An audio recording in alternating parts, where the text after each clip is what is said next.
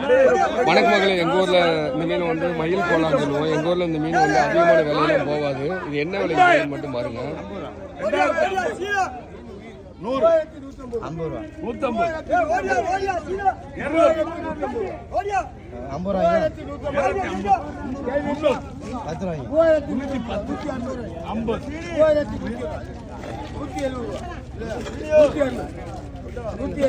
சரியான அவனுக்கு ஏதோ சண்டைக்கார ஒண்ணு இல்ல அவன் சொன்னதுக்கு நான் பார்த்து சொல்லிக்கிறேன். கூறுங்கண்ணே, நீ வேற ஏலத்தை கூறுங்க. 350 450 500 550 600 650